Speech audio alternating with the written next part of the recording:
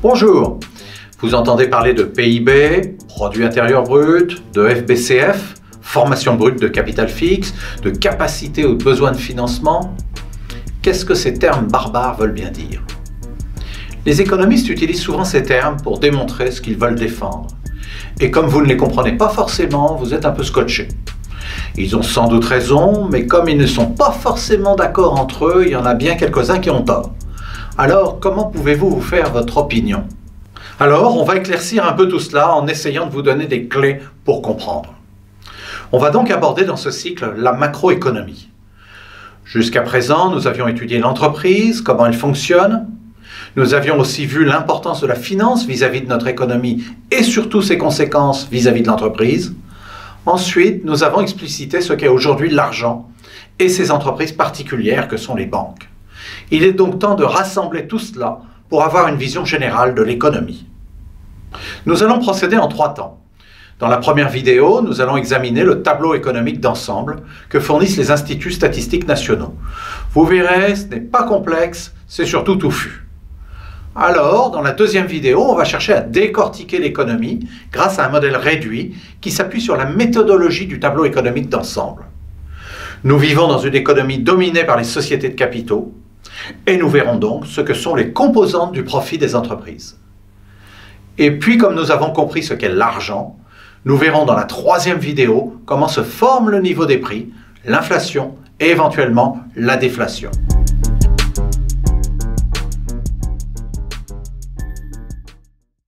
Les instituts statistiques nationaux comptabilisent 3 types de production.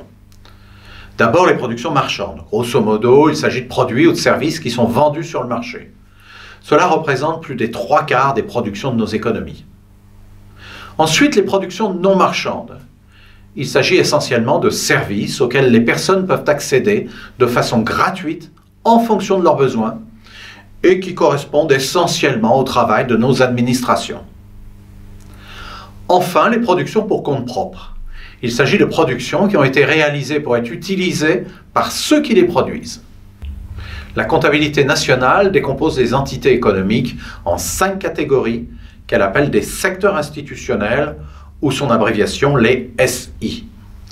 Nous avons d'abord les sociétés non financières qu'on appelle aussi les SNF. C'est ici que nous allons trouver l'essentiel des entreprises dont nous avons parlé jusqu'à présent. Les sociétés de capitaux, bien sûr, mais aussi les coopératives. Faisons attention aux termes, il s'agit de sociétés. En sont donc exclues les entreprises individuelles, c'est-à-dire celles dont le patrimoine n'est pas distinct de l'entrepreneur propriétaire. On parle donc ici exclusivement de sociétés, c'est-à-dire d'entreprises qui ont une personnalité juridique propre. Pour avoir une idée de l'importance de ces SNF, il faut savoir qu'elles représentent en gros la moitié de la production de l'économie. Nous avons ensuite les sociétés financières ou les SF. Nous allons donc retrouver dans ce secteur institutionnel les banques, bien sûr, mais pas seulement. On y retrouvera aussi les sociétés d'assurance, les prestataires de divers services financiers, ainsi que des fonds d'investissement comme les SICAV, les hedge funds, les fonds de pension ou encore les fonds d'investissement en entreprises non cotées. On trouve ensuite les administrations publiques que l'on appelle les APU. Il s'agit de toutes les administrations qui réalisent des services non marchands, c'est-à-dire financés par des impôts. Le fait qu'une unité de production soit détenue par l'État ou une collectivité locale ne la classe pas forcément dans les APU. Le critère qui est utilisé sont les ressources de cette entité. Si plus de la moitié de ces ressources provient de ventes, alors cette entité est classée comme société financière ou non financière. Et ce, même si la propriété de cette entreprise est détenue à 100% par l'État. Inversement, si plus de la moitié de ses ressources proviennent des impôts, alors cette entité fait partie des APU. Nous avons ensuite les ménages. La comptabilité nationale va considérer que les ménages sont des entités économiques qui consomment les produits et services des sociétés financières et non financières. Mais elle va aussi considérer que ces ménages produisent. On va d'abord intégrer la production des indépendants, qui ne sont pas des sociétés, ceux dont nous venons de parler. On retrouvera donc ici des exploitations agricoles et presque tous les prestataires de services qui ont choisi de travailler en indépendant plutôt qu'en société. Ces ménages peuvent embaucher et salarier des individus, aussi bien pour leurs propres besoins, ce que l'on appelle les services à la personne, ou en tant que travailleur indépendant. Enfin, on va considérer que les propriétaires de logements offrent un service à ceux qui louent leurs biens, dans ce cas c'est une production marchande, ou à eux-mêmes si ceux-ci occupent leur logement. Et dans ce cas, c'est ce que nous avons appelé une production pour compte propre. Ce service de logement sera intégré dans l'évaluation de la production d'une économie. Enfin, nous avons les institutions sans but lucratif au service des ménages que l'on appelle les ISBL-SM. Il s'agit des associations ou des fondations qui emploient des individus et réalisent essentiellement des productions non marchandes financées par des subventions. Enfin, notre vision de l'économie ne serait pas complète si nous n'ajoutions pas un dernier secteur qui n'en est pas un à proprement parler, le reste du monde. Ben oui, notre économie ne fonctionne pas en autarcie. Nous achetons des biens et des services auprès d'autres entités situées en dehors du pays. De même, des résidents peuvent se faire embaucher par des entreprises situées à l'extérieur et vice-versa. Ce sont les travailleurs frontaliers. Les sociétés peuvent aussi appartenir à des non-résidents et inversement, des résidents peuvent être actionnaires d'entreprises situées à l'étranger. Bref, toute économie échange avec l'extérieur.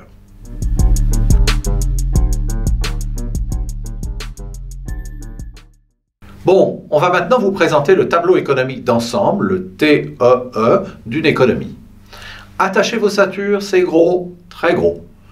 Mais on ne va pas se noyer, on va le découvrir ensemble et petit à petit. Voici donc le fameux TEE. Il s'agit de celui de la France pour l'année 2017.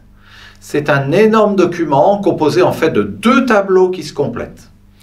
À gauche, le tableau des emplois et des actifs. À droite, le tableau des ressources et des passifs.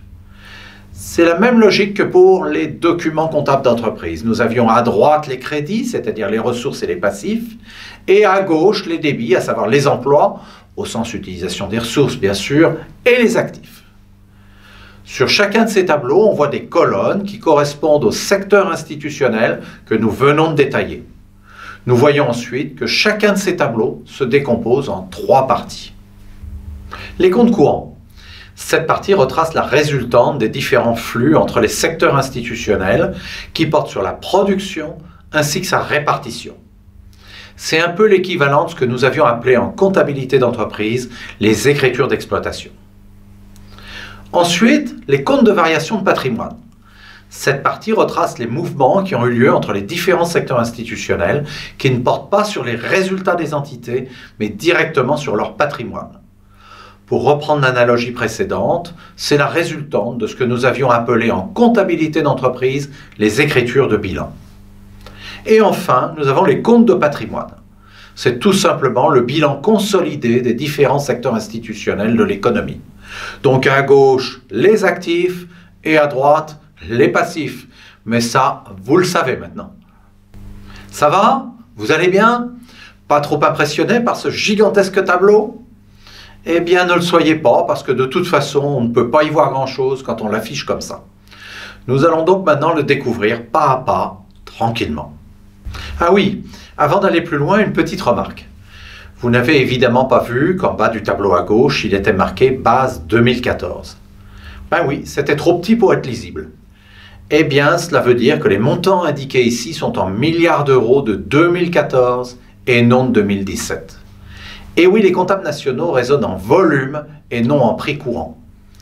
Comme une économie nationale comporte toujours des variations de prix, si nous exprimions les chiffres dans la monnaie de l'année et que nous comparions d'une année sur l'autre, cela n'aurait guère de sens puisque la valeur de la monnaie a changé. Et oui, s'il y a de l'inflation, la monnaie vaut moins d'une année sur l'autre.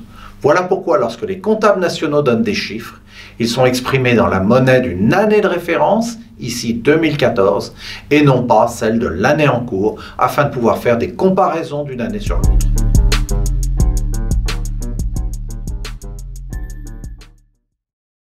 Maintenant que nous avons présenté la structure d'un TEE, nous allons passer en revue l'ensemble des comptes intermédiaires. Nous avions vu que le TEE se décomposait en trois parties, les comptes courants, les comptes de variation de patrimoine et les comptes de patrimoine. Eh bien, le compte de production est le premier compte de ce que nous avons classé dans les comptes courants. Le voici. On voit donc les ressources en haut et les emplois en bas, avec exactement les mêmes lignes et les mêmes colonnes. Dans les colonnes, on retrouve donc nos 5 secteurs institutionnels qui ont été labellisés S11 à S15 et dont l'addition représente l'économie nationale S1. Nous retrouvons le reste du monde, qui n'est pas tout à fait un secteur institutionnel comme nous l'avions dit, et qui est noté S2. Et puis, surprise, surprise, on voit 2 nouvelles colonnes, impôts et subventions sur produits, ainsi que biens et services. La colonne impôts et subventions sur produits va être utilisée de façon temporaire. Elle correspond aux taxes sur les produits comme la TVA ou les taxes sur les importations qu'a encaissé l'administration fiscale et que l'on répartira ensuite en fonction des valeurs ajoutées par secteur institutionnel. L'utilisation de cette colonne est donc, comme nous le verrons, temporaire. L'autre colonne n'a pas d'autre intérêt que d'équilibrer les 2 tableaux lorsque l'on enregistre des opérations de production ou de consommation. Les 2 premières lignes sont les exportations et les importations de biens et de services. On voit donc que l'économie nationale a exporté 707,7 milliards d'euros et importé 733 milliards d'euros, soit un solde négatif de 25,3 milliards d'euros.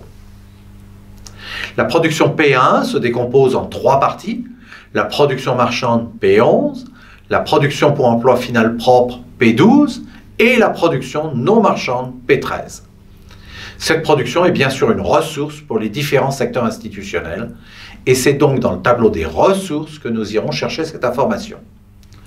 On constate donc que les sociétés non financières comme les sociétés financières réalisent essentiellement une production marchande qui correspond globalement à leur chiffre d'affaires et une toute petite production pour emploi final propre. Avec la vidéo sur la monnaie, nous avons vu que le chiffre d'affaires des banques s'appelait le produit net bancaire et qu'il était constitué des prestations de services facturées ainsi que du différentiel entre les intérêts encaissés et les intérêts payés. Eh bien, dans cette comptabilité nationale, la production marchande des sociétés financières qui est inscrite ici ne porte que sur les prestations facturées. Le différentiel des taux d'intérêt sera considéré plus tard. On voit par ailleurs que la production des administrations publiques et des ISBL-SM est essentiellement non marchande comme nous le savions. Celle des ménages est plus complexe et se compose de la production marchande des indépendants et des propriétaires qui louent un logement, ainsi que la production pour emploi final propre qui correspond au loyer fictif estimé des propriétaires à eux-mêmes. Bref, le total de la production nationale est de 4 028,5 milliards, qui se décompose en 3 276,1 milliards de production marchande, 291 milliards de production pour emploi final propre et 461,4 milliards de production non marchande. Oui, mais voilà, vous savez très bien qu'il ne faut pas confondre chiffre d'affaires et valeur ajoutée. Lorsqu'une entreprise réalise un chiffre d'affaires, elle a généralement acheté des produits et services qui sont rentrés dans cette production. Eh bien, les instituts statistiques nationaux calculent donc une consommation intermédiaire, ou CI, qui déduit chacun des chiffres de la production nationale pour établir la valeur ajoutée. Cette consommation intermédiaire apparaît donc en ligne P2 dans le tableau des emplois, et on voit que celle-ci est évaluée pour l'ensemble de l'économie nationale à 1986,4 milliards d'euros. Nous avions parlé de la colonne impôts et subventions sur produits qui apparaissait presque comme un secteur institutionnel. Il s'agit essentiellement de la TVA et des taxes à l'importation. Comme la production a été exprimée en valeur hors taxe, il convient donc de rajouter ces taxes qui, au final, sont un prélèvement sur la production que les consommateurs payent. Dans l'immédiat, elles sont confondues et seront ventilées plus tard par secteur institutionnel. Nous allons donc maintenant établir la valeur ajoutée de la production de l'économie, qui est donc la valeur de la production, la ligne P1, de laquelle il faut déduire la consommation intermédiaire, la ligne P2, et rajouter les impôts moins subventions sur les produits, la ligne T21N. Eh bien, la valeur ajoutée de l'économie est tout simplement ce que l'on appelle le produit intérieur brut, ou PIB. Pour l'année 2017, on voit qu'il s'établit à 2 291,7 milliards d'euros, ce sont des euros de 2014 bien sûr, et qu'il se répartit entre les différents secteurs institutionnels. Ce sont bien sûr les sociétés non financières qui se taillent la part du lion. Il convient cependant de dire que la part des sociétés financières est ici sous-estimée relativement aux autres, puisqu'en réalité, ces sociétés financières captent sous forme d'intérêt une partie de la valeur ajoutée des autres secteurs institutionnels. Une autre remarque doit être faite. Le produit intérieur et les valeurs ajoutées des différents SI sont ici évalués en valeur brute, c'est-à-dire que l'on n'a pas considéré l'usure des équipements de long terme. Vous vous souvenez que dans la comptabilité d'entreprise, nous passions en charge les dotations amortissements sur la base d'un plan d'amortissement des biens de longue durée. Eh bien, la comptabilité nationale ne suit pas ces règles comptables. D'abord parce qu'elle embrasse l'ensemble de l'économie et pas seulement les entreprises. Ensuite parce qu'elle ne reconnaît pas des règles d'amortissement qui sont souvent déterminées par la fiscalité. De fait, un équipement peut être comptablement amorti, donc n'ayant plus de valeur comptable, alors qu'il est encore utilisé. Ce sont les raisons pour lesquelles la comptabilité nationale fait sa propre estimation de l'usure des équipements de longue durée, qu'elle publie sous forme de consommation de capital fixe ou CCF en ligne P51C. Il s'agit d'une évaluation dont elle est consciente de son imperfection car elle ne retrace pas des flux monétaires. Elle la publie et en déduit un produit intérieur net ou PIN. Ce chiffre est conceptuellement plus représentatif de la valeur réelle de la production d'une économie, mais on préfère en général utiliser des valeurs brutes, donc le PIB, qui sont beaucoup plus fiables. Dans tous les comptes qui suivront, le TEE donnera toujours les chiffres en données brutes et à titre indicatif en données nettes.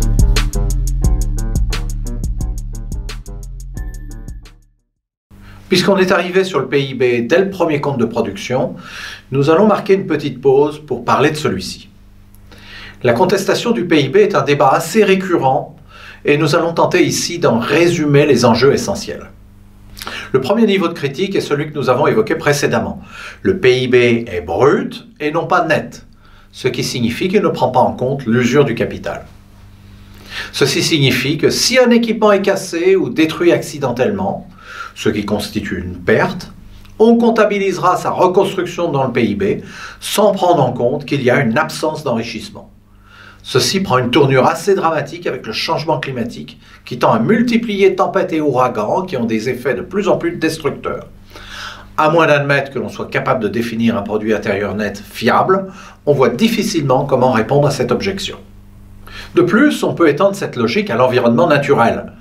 Loin de nous l'idée de donner un prix à l'environnement. Il existe et sans lui, il n'y aurait pas de vie possible.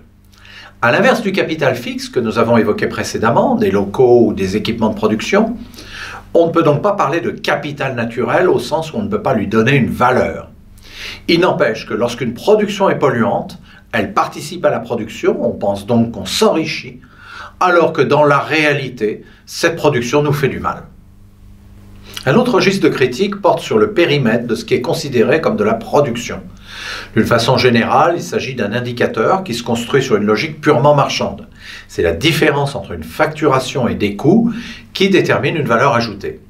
Il n'en reste pas moins vrai qu'il y a des productions qui sont réelles et ne se vendent pas. L'exemple le plus typique est celui des services publics tels que la santé ou l'éducation. Dans les premiers temps, la comptabilité nationale a ignoré ces productions en se limitant à ce qui relevait strictement du secteur marchand. Désormais, on considère que ces productions participent à l'économie nationale. Oui, mais alors, on les évalue comment? C'est relativement simple, par leurs coûts, à savoir les salaires et les autres coûts qui ont permis que cette production non marchande ait été réalisée. D'une certaine façon, on comprend que le référentiel qui les valorise reste marchand. Ce sont des coûts qui s'expriment dans une logique de marché. Si les fournisseurs des administrations jugent que celles-ci ne payent pas assez, alors ceux-ci ne contracteront pas. De même, si les salaires proposés par l'administration sont insuffisants, alors celles-ci peineront à embaucher. Si on a intégré dans le passé la production non marchande des services publics, on doit aussi se poser la question du travail réalisé dans la sphère domestique. Si je fais un café à la maison, on n'enregistre aucune production. Alors que s'il est fait dans un bistrot, il participe à la production. Or, dans les deux cas, on a bien la production d'un café. Pourquoi ne prendrait-on pas en compte le travail réalisé dans la sphère domestique? Eh bien là, ça devient plus compliqué que dans le cas des services publics, car on n'a pas de référence en termes d'économie marchande.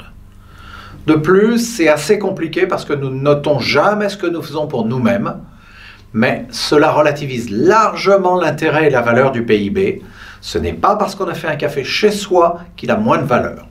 Ceci nous amène d'ailleurs à une autre dimension de contestation du PIB. L'augmentation de celui-ci ne fait pas le bonheur. Ce n'est pas parce que plus d'activités sont marchandisées que nous sommes plus riches monétairement, que nous sommes plus heureux. Il y a une vingtaine d'années, deux économistes canadiens, Lars Osberg et Andrew Sharp, ont développé un indice de bien-être économique, l'IBEE. Son principe consiste à agréger 4 dimensions. La consommation courante, oui, comme dit le proverbe populaire, l'argent ne fait pas le bonheur, mais il y contribue. L'accumulation nette de stocks de différentes natures, outils de production, logements, et prise en compte de la dégradation de l'environnement. La répartition plus ou moins égalitaire des revenus. Et enfin, la sécurité économique des individus. Eh bien, appliqué à différents pays, on constate en général une déconnexion entre le PIB et l'IBEE à partir des années 80 ou 90. Le PIB progresse, mais l'IBEE stagne et généralement régresse. À méditer. Quoi qu'il en soit, et quoi que nous pouvions dire du PIB, celui-ci reste une donnée qui est une pure création de l'économie marchande et qui donc conserve sa pertinence pour l'économie dans laquelle nous vivons, une économie dominée par les sociétés de capitaux.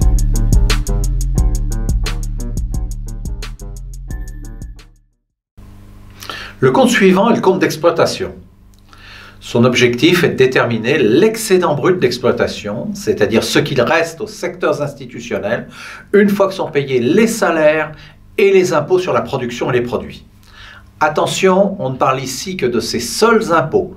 Il y aura d'autres prélèvements fiscaux que le TEA traitera ultérieurement, comme l'impôt sur les sociétés ou l'impôt sur les revenus. Ce compte a la particularité de ne présenter des soldes qu'au niveau du tableau des emplois. En effet, si les salaires versés et les impôts perçus sont des emplois pour tous les secteurs institutionnels, ce sont en contrepartie des ressources pour les ménages en ce qui concerne les salaires et pour les administrations en ce qui concerne les impôts.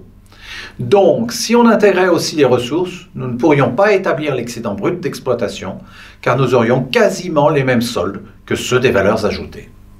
On voit donc que du côté des ressources, nous avons la simple reprise des soldes du compte précédent, du compte de production, c'est-à-dire le PIB et les valeurs ajoutées des différents secteurs institutionnels. Du côté des emplois, nous voyons la ligne D1 qui comporte les salaires exprimés ici en masse salariale, c'est-à-dire à la fois les salaires bruts, la ligne D11, et les cotisations sociales à la charge des employeurs, la ligne D12. On remarquera que des entités étrangères versent des salaires à des résidents pour un montant de 21,6 milliards. Il s'agit ici essentiellement du travail des frontaliers. Cette opération aura toute son importance quand il s'agira d'évaluer le revenu national, notion un peu différente du PIB. La ligne suivante des deux porte sur les impôts sur la production qui regroupe les impôts sur les produits, D21, que nous avions intégrés temporairement pour pouvoir calculer le PIB sans les ventiler par secteur institutionnel, et les autres impôts sur la production, D22, impôts sans aucun lien avec les quantités vendues, comme par exemple les taxes sur l'utilisation de terrains, de bâtiments et d'autres actifs. Bien entendu, nous ferons de même pour les subventions de même nature qui apparaissent en ligne D3. Ce compte d'exploitation nous permet de faire apparaître les excédents bruts et nets d'exploitation pour l'ensemble des secteurs institutionnels en déduisant tous les salaires et tous les impôts et subventions sur la production et les produits. L'excédent brut d'exploitation est souvent appelé part du capital, c'est-à-dire ce qui reste aux entités une fois les salaires et ces quelques impôts déduits. Il s'agit d'une notion très différente du profit des entreprises. En effet, cette donnée est brute et ne comprend pas l'amortissement des éléments d'actifs. Il faudrait donc déduire la consommation de capital fixe et nous prendrions alors l'excédent net d'exploitation. Mais cela ne représente pas non plus le profit des entreprises. En effet, nous allons voir qu'il y a ensuite d'autres prélèvements dont certains viennent en déduction des profits et d'autres pas. Enfin, peut-on parler de profit pour les administrations publiques ou les associations sans but lucratif? On remarquera d'ailleurs à ce sujet une particularité au niveau des ménages. La ligne de résultat est décomposée en deux parties, l'excédent brut d'exploitation, le BE, et le revenu mixte brut, le RMB. Ce distinguo s'explique par la présence des travailleurs indépendants. Doit-on considérer que ce revenu rémunère leur travail ou les biens qu'ils ont apportés pour la production? Eh bien, c'est non seulement très variable selon les secteurs d'activité, et c'est un petit peu des deux sans que l'on soit capable d'en déterminer la proportion. Disons donc au final que le ratio excédent brut d'exploitation plus revenu mixte brut sur la valeur ajoutée brute ou PIB n'est qu'un outil de comparaison dans le temps du rapport entre les classes sociales sans qu'on puisse lui donner une valeur absolue. C'est juste une mesure de l'évolution dans le temps de ce rapport, pas plus.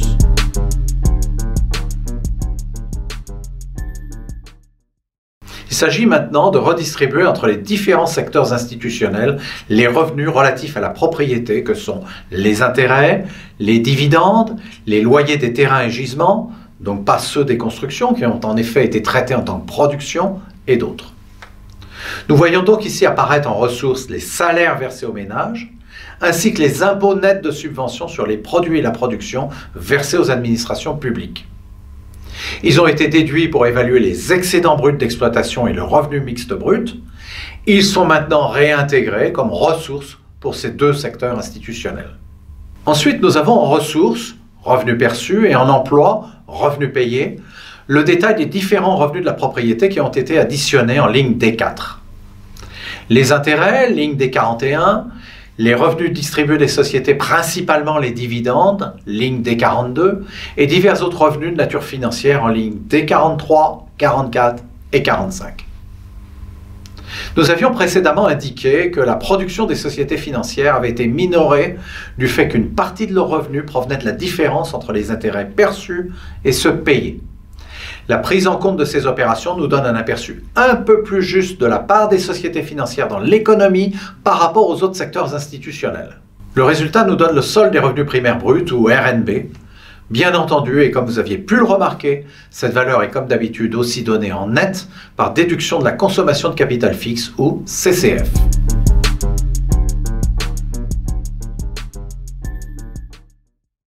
Nous allons donc maintenant procéder aux dernières redistributions du revenu entre les différents secteurs institutionnels pour déterminer au final ce dont chacun dispose, ainsi que le revenu disponible brut et net d'une économie.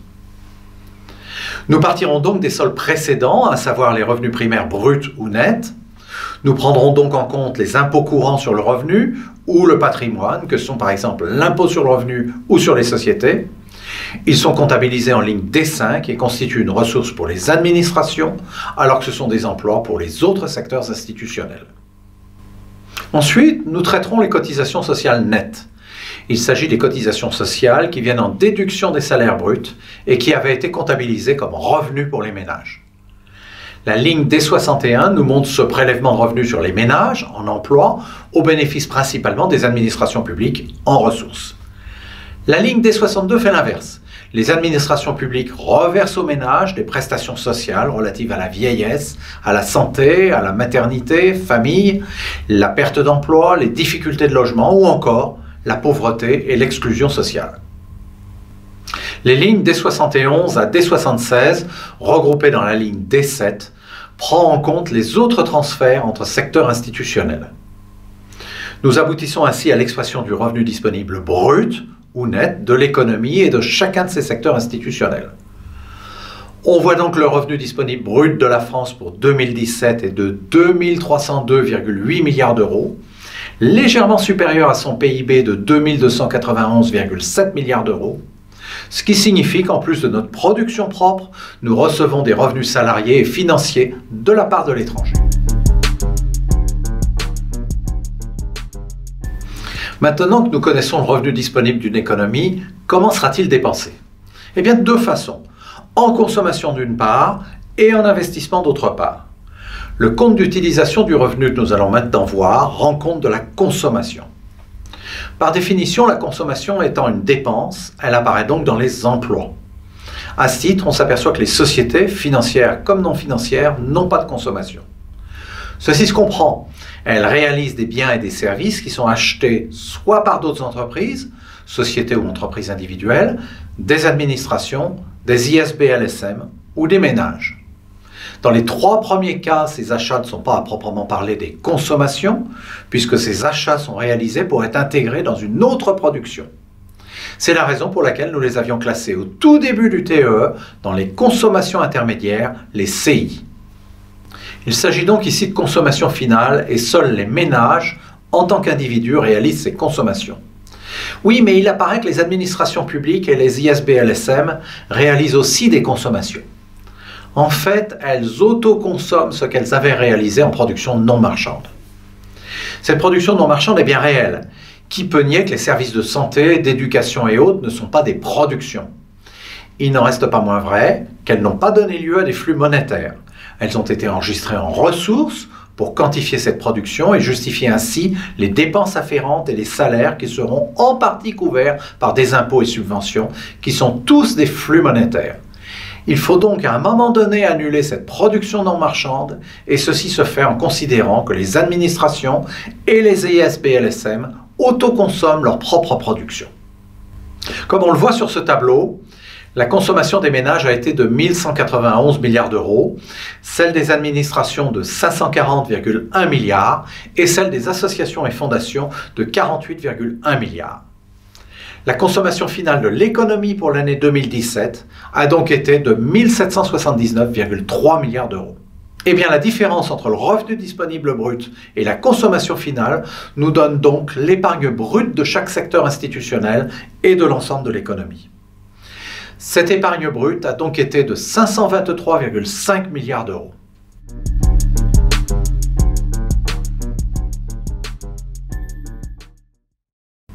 Nous venons de voir que l'économie dégageait une épargne, c'est-à-dire qu'elle n'a pas consommé une partie de sa production. Qu'est-ce qu'elle en a fait alors? Pour l'essentiel, elle va investir et c'est ce que va retracer le compte de capital. Nous allons donc dans un premier temps, dans le tableau des ressources, comptabiliser les transferts de capital à recevoir et à payer. Il s'agit d'impôts en capital qui ne sont pas récurrents, comme par exemple les impôts sur les successions ou sur les plus-values foncières, des subventions à l'investissement, des dédommagements de l'administration suite à des catastrophes naturelles. Comme nous le voyons sur ce tableau, ce solde est relativement faible pour l'ensemble de l'économie, 1,4 milliard d'euros, mais significatif pour chaque secteur institutionnel.